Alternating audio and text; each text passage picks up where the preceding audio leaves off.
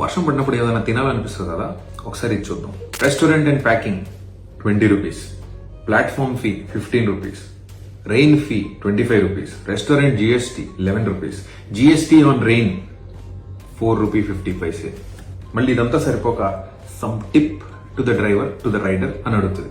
First of all rider నుంచి మాట్లాడడం. నేను నా దగ్గర డెలివరీకి వచ్చిన ప్రతి రైడర్ని అడిగా, ఏమబ్బా ఇక్కడ టిప్ యాడ్ చేస్తే మీకు ఇస్తారంటే చాలా పొలైట్ గా కొంతమంది ఇక్కడ ఇచ్చేయండి సార్ అన్నారు, కొంతమంది అయితే ఇవ్వరు సార్ అన్నారు. నాకైతే ఇప్పటి వరకు ఇచ్చారు అన్న మాట విని చాలా తక్కువ, అది స్విగ్గీ అయినా జొమాటో అయినా. రెస్టారెంట్ ప్యాకేజింగ్, ఇప్పుడు నేను హోటల్ పెట్టాననుకో, నేను ఇన్ఎవిటబుల్ గా ప్లేట్లు కొంటా, ప్లేట్లతో పాటు పార్సల్ ఏ సామాను కొంటా. మరి నా plate fees parcel fees maximum ఒక 4 రూపాయలు 3 రూపాయలు ఎక్కువ ఉంటది, నువ్వు 20 రూపాయలు తీసుకుంటున్నావు. అలానే ప్రతిదీ కూడా ఇంక్రీజ్. జిఎస్టీ ఆన్ రెయిన్ ఏందప్ప, నీ గవర్నమెంట్ ఏమన్నా కొత్తగా చెప్పిందా జిఎస్టీ ఆన్ రెయిన్ తీసుకో అని? ఇదే క్రానిక్ క్యాపిటలిజంతో ఇదే ప్రాబ్లం. అంటే ఇంత పెద్ద దేశం, దాదాపు 1 కోటి సిటీస్ లో 2 ప్లేయర్లు, స్విగ్గీ జొమాటో. ఏంటి బిజినెస్ మోడల్ వర్కౌట్ అవ్వట్లేదా?